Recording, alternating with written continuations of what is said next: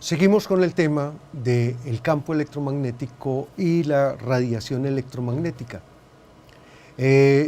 Vimos en la charla anterior cómo todo el conocimiento que se había acumulado en torno a los fenómenos electromagnéticos queda condensado en esta maravilla, digamos, de la física y la matemática, que son las ecuaciones de Maxwell, que nos hablan de cuáles son las fuentes de los campos electromagnéticos y cómo son las relaciones de los campos electromagnéticos entre sí y la propagación de las perturbaciones de los campos electromagnéticos en forma de ondas electromagnéticas.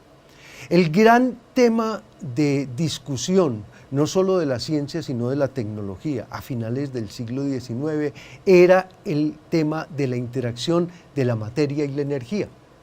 Las ondas electromagnéticas se consideraban por excelencia la manifestación de la energía y la transmisión, la forma más universal de transmisión de la energía. Prácticamente cualquier interacción, excepto las gravitacionales, cualquier interacción, cualquier situación que tenemos en nuestro alrededor es una manifestación de las ondas electromagnéticas o de los fenómenos electromagnéticos. Entonces, la interacción, la forma de producir radiación y la forma de absorber radiación era un tema que tenía toda la importancia por muchas razones, como vamos a ver enseguida. Habíamos visto que uno de los grandes descubrimientos y uno de los grandes aportes al desarrollo del electromagnetismo fue la pila de Volta. Entonces, recuerden que esta pila de Volta es la elaboración de un proceso de observación por el cual, cuando se ponen en contacto dos metales diferentes con un medio conductor, inmediatamente aparece una corriente eléctrica. Y entonces esta posibilidad generó además otra serie de posibilidades supremamente interesantes. Por ejemplo, no solo la observación de que cuando yo introduzco un par de electrodos de distinta polaridad dentro de un líquido, por ejemplo agua, entonces si estos dos están conectados a una fuente de energía, entonces se produce un fenómeno extraordinario. Inmediatamente acá empieza a producirse gas y acá empieza a producirse gas. Y entonces uno puede recuperar en un montaje adecuado. Por ejemplo, yo puedo tener electrodos, un electrodo positivo acá, un electrodo negativo acá.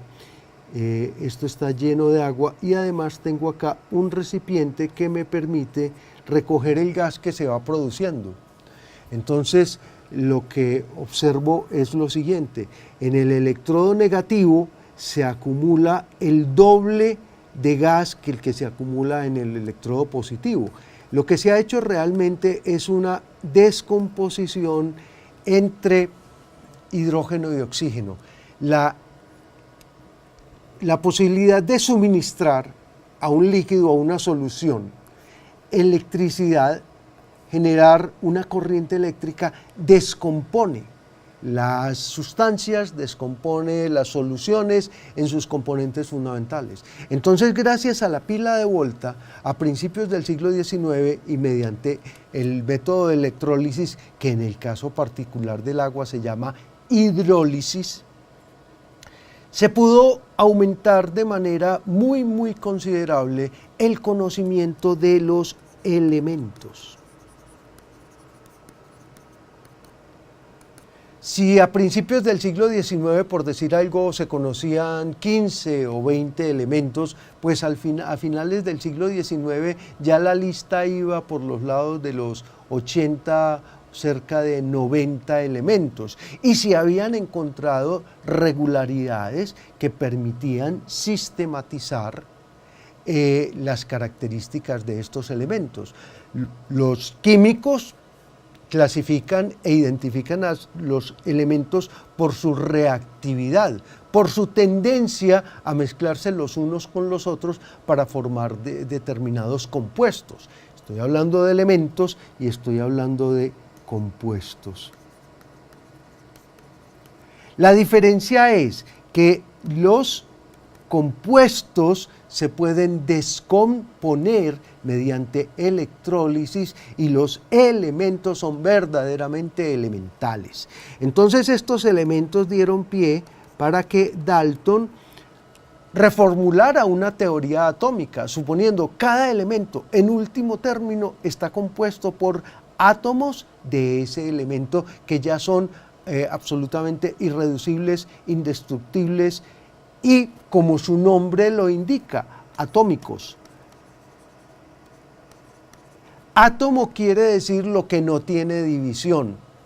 Paradójicamente, después vamos a descubrir que los átomos sí se pueden dividir. Lo que pasa es que cuando los átomos se dividen ya pierden sus características químicas. Entonces, por eso el concepto de átomo es en realidad un concepto que tiene plena vigencia como entidad química. Desde el punto de vista de sus características químicas, el átomo es la mínima entidad que posee esas determinadas características. Siguiendo con la electrólisis da claves fundamentales sobre la composición de la materia.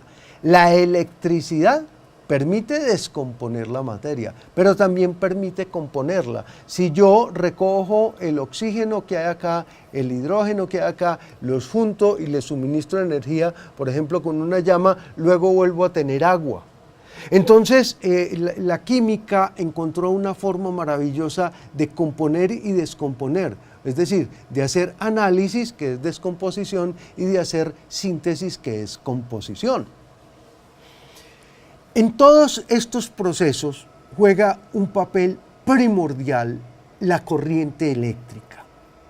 Vemos que la electrólisis es posible porque aquí está circulando una corriente eléctrica a través de un circuito que se completa con una solución o con un medio líquido que se descompone para que se pueda producir esta corriente eléctrica. El estudio de las corrientes eléctricas y de las propiedades eléctricas de los materiales pues era de suprema importancia. Nosotros habíamos visto la ley de Ohm, que nos dice que la corriente eléctrica es directamente proporcional al potencial que se aplica y es inversamente proporcional a una característica que se llama la resistencia del material. Entonces era importante saber, por ejemplo, cuáles eran las resistencias de todos los materiales para caracterizar e identificar esos materiales. Entre ellos los gases. Y alguien se inventó este tubo que ustedes ven, algo muy parecido a este tubo, para investigar las características eléctricas, la conductividad y la resistividad de los materiales. En esencia es simplemente coger un tubo, llenar este tubo con un gas, ponerle un par de electrodos, someterlo a una diferencia de potencial y ver qué corrientes se producen acá. Y entonces esto es el origen de nuestros tubos fluorescentes. Seguramente en el salón donde nos están viendo en este momento hay una iluminación por tubos fluorescentes, que son un descendiente directo de esto, porque cuando se aplican las diferencias de potencial suficientemente elevadas, esos tubos fluorescen tal como ustedes ven que sucede en la imagen de la parte inferior. Surgen una corriente eléctrica, surge desde el electrodo negativo, que es el que se llama el negativo, es el que se llama el cátodo, y va hacia el electrodo positivo, que es el que se llama el ánodo. Y entonces esta corriente eléctrica produce, cuando choca con las paredes del vidrio, una fluorescencia. Yo les mostré en una de las charlas anteriores este maravilloso fenómeno que se llama la aurora boreal, que es el producto de choques de radiación cósmica y de viento solar contra las capas superiores de la atmósfera, y recuerden que el color verdoso era muy parecido a este. Bueno, es un fenómeno bastante similar, solo que aquí se producía en el laboratorio. La cuestión interesante es que el estudio de estos rayos que se llamaron rayos catódicos.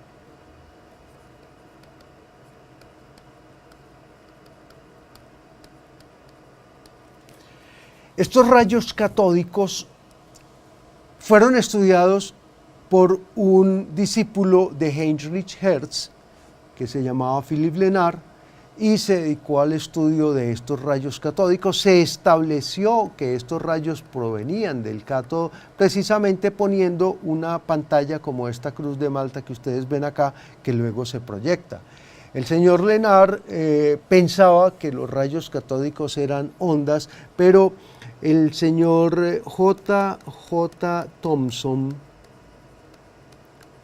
un investigador británico, se dedicó al estudio de estos rayos catódicos y logró, mediante la aplicación simultánea de campos eléctricos y magnéticos, producir desviaciones y compensar esas desviaciones, y logró establecer, más allá de toda duda, que en realidad los rayos catódicos son una manifestación de la electricidad de la materia en forma de corpúsculos que vamos a llamar electrones.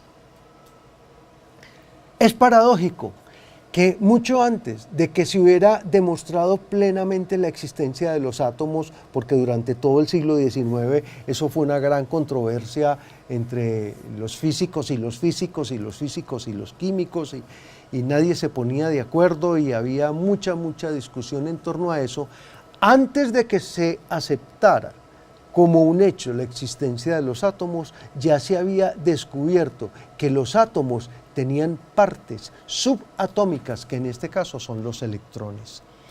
Y esto dio paso a una nueva investigación, la investigación de las partículas subatómicas.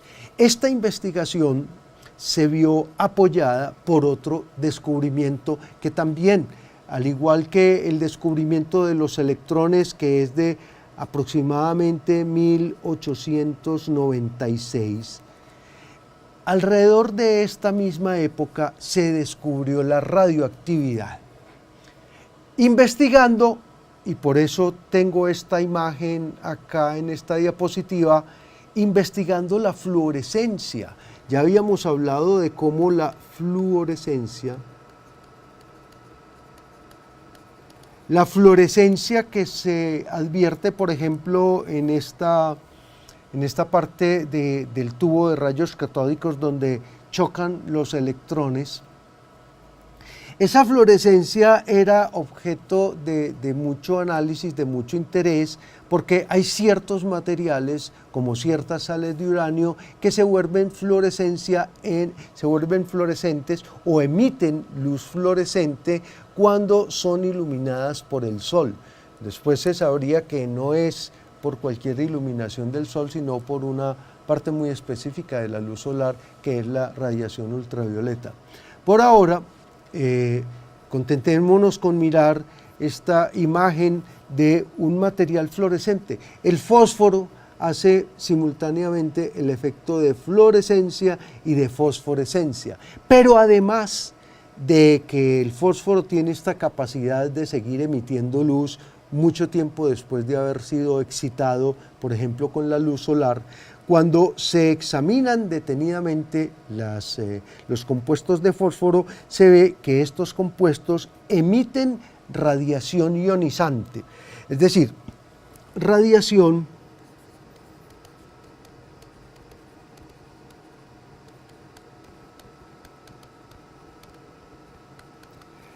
digámoslo así, radiación que es capaz de producir reacciones químicas.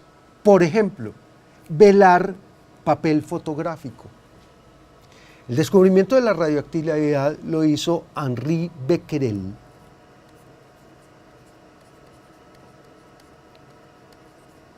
Un científico francés que, al igual que su padre, llevaba muchos años estudiando la fluorescencia, y entonces Becquerel dejó unas muestras de uranio sobre un papel fotográfico que estaba muy bien envuelto y después descubrió que las muestras de uranio habían velado el papel.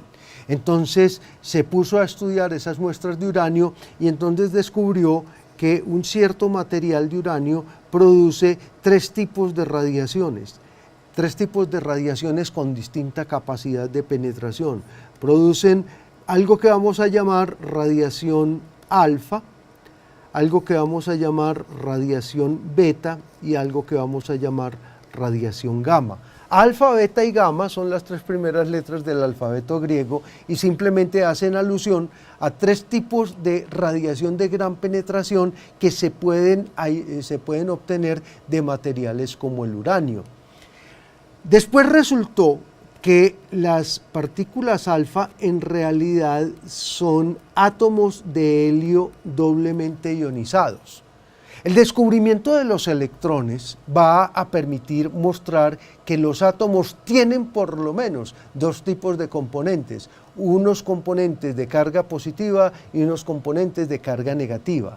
Resulta que casi toda la masa de un átomo se debe a sus componentes de carga eléctrica positiva y la carga de los electrones contribuye muy poco, hasta el punto que cuando Thomson descubrió la existencia de los electrones, él lo que calculó fue la relación carga-masa para un electrón, eso es lo que él podía medir. Y entonces de aquí llegó al estimativo de que la masa de un electrón es del orden de 1 milésimo de la masa de un átomo de hidrógeno. Un número más aproximado en realidad me dice que la masa del electrón es aproximadamente un 2 milésimo de la masa de un átomo de hidrógeno.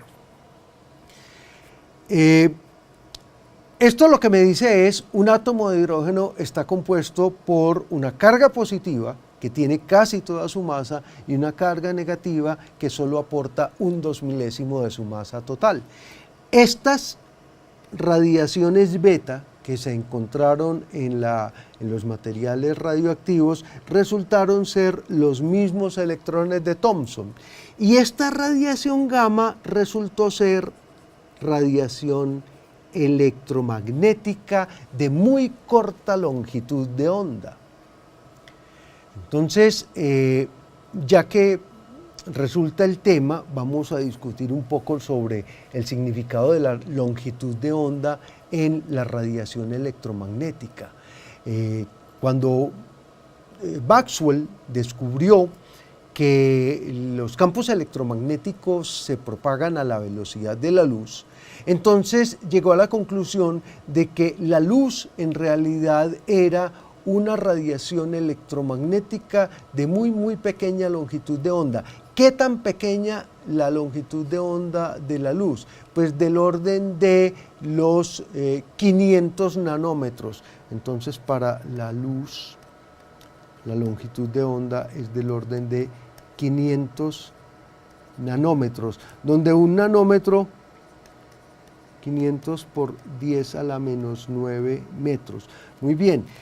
Si la luz es del orden de 500 por 10 a la menos 19 metros, la radiación gamma es del orden de 10 a la menos 15 metros. Ni siquiera sabría cómo decir esto.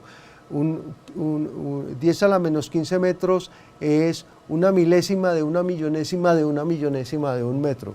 Esto es la radiación gamma. ¿Qué tiene de interesante?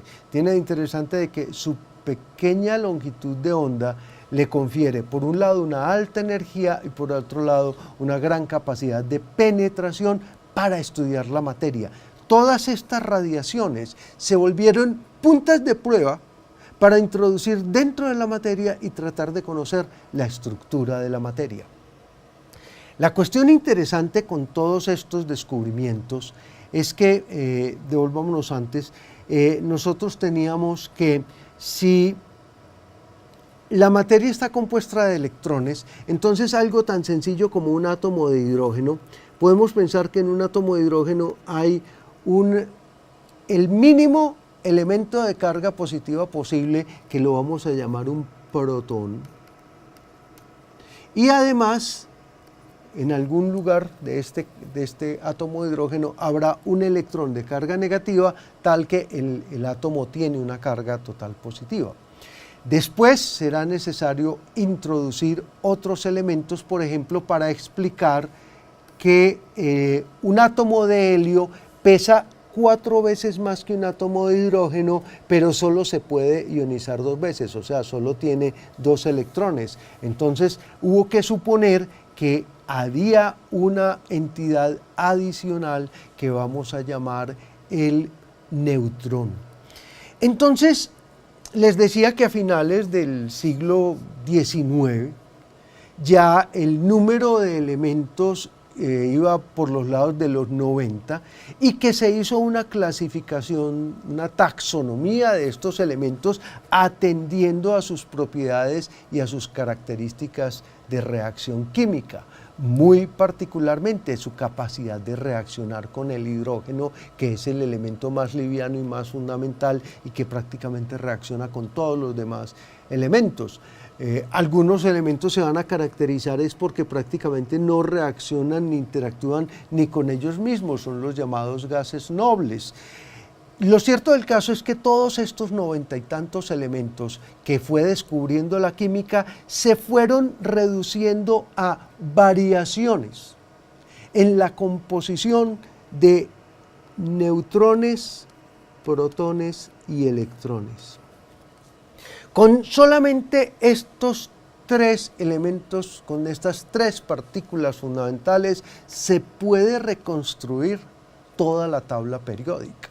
O sea, aquí hay algo muy potente.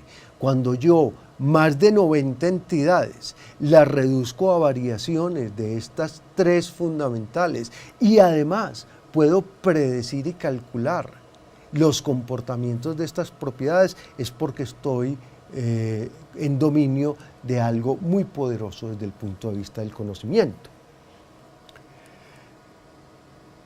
A mediados del siglo XIX se hizo muy fuerte una disciplina llamada la espectrometría. He insistido muchas veces en que la gran necesidad de la química es la identificación de los elementos y los compuestos. Entonces los elementos y los compuestos se identifican por su capacidad de reacción, por sus propiedades eléctricas, por sus propiedades físico-químicas, pero hay un elemento adicional. Los elementos se pueden identificar por el tipo de luz que pueden emitir luego de ser convenientemente excitados. Entonces, de nuevo, volvemos con las lámparas fluorescentes, volvemos con la aurora boreal. Aquí tenemos gases que son excitados por una corriente eléctrica y que emiten una radiación característica. Los invito a todos a hacer el siguiente experimento, muy sencillo. Cojan un DVD y miren, poniendo su ojo muy cerca de la superficie del DVD, el reflejo de una lámpara fluorescente y díganme cuántas lámparas ven, completamente diferenciadas y de qué colores. Ahí ustedes van a estar viendo el espectro de los gases que hay dentro de la lámpara y del material de fósforo que recubre la lámpara. Entonces la ciencia de la espectroscopía se convirtió en la ciencia de descubrir el código de barras característico de cada material, que se manifiesta como las radiaciones muy características que cada material puede emitir. Y entonces estas radiaciones características dependen ¿de qué? Dependen de la distribución de los electrones que hay en un átomo. Tenemos un problema práctico de primera categoría y es identificar los materiales por sus espectros de emisión. Pero quiero referirme a un problema práctico que me encanta porque es un problema de siderúrgica. Es un problema que tiene que ver con la producción del acero. La producción del acero era vital luego de que la revolución industrial nos dio las máquinas de vapor. Se necesitaban buenos materiales para hacer buenas máquinas de vapor. Se necesitaban buenos materiales para hacer calderas, se necesitaban materiales muy específicos para poder soportar, por ejemplo, el peso de una locomotora o la estructura de un barco de acero moviéndose en el mar agitado por las olas. Pero aquí lo que vemos es algo que no parece estar muy relacionado con eso. Vemos nada más ni nada menos que la maravilla de la artesanía y de la siderurgia japonesa, que es la katana. La katana es una espada que tiene unas características muy especiales que se les da el acero del que está hecho.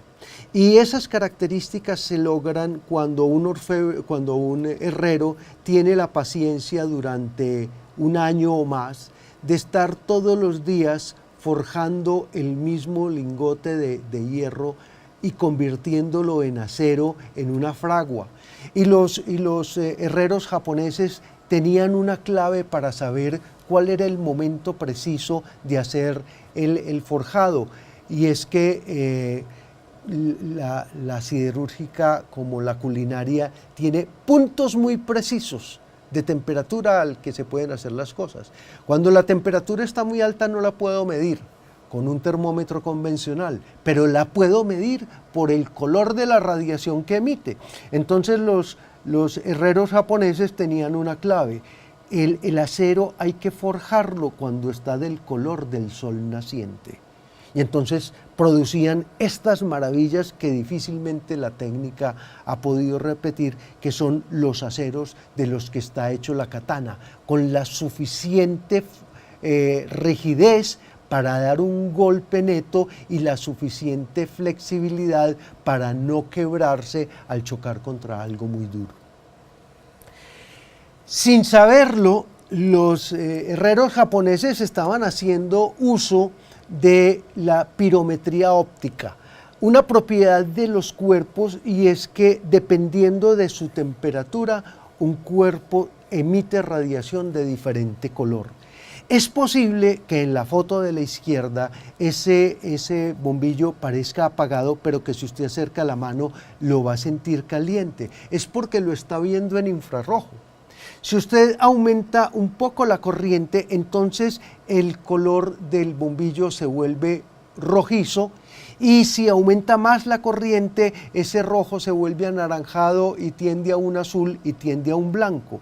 Y entonces esta característica, esta propiedad de la materia de emitir radiación de diferente color, se llama radiación de cuerpo negro, y en estas curvas, en esta gráfica, nosotros podemos ver cómo es la característica de radiación de un cuerpo en función de su temperatura. Así, un cuerpo que está a 5500 Kelvin tiene un máximo de emisión por aquí en los 500 nanómetros, que es el verde. En cambio, si está a 500 en el primer caso son 5500 Kelvin, que es un poco menos de la temperatura de la atmósfera, de la corona solar, la superficie solar. 5000 Kelvin ya me da un amarillo, por aquí 4000 Kelvin me da un rojo, y así sucesivamente. Entonces yo puedo ver una serie de longitudes de onda dominantes en función de la temperatura. Puedo hacer un termómetro óptico. Pero esto fue un problema mayor para los físicos a finales del siglo XIX. No tenían ni idea de por qué se producía esa radiación. Hasta que un físico alemán, Max Planck, logró una derivación matemática de estas curvas que yo les mostré antes. Planck logró encontrar una forma de derivar matemáticamente eso, pero con un costo muy grande. El costo es suponer que la radiación electromagnética no es continua, sino discreta. Planck introdujo la idea del cuanto de radiación.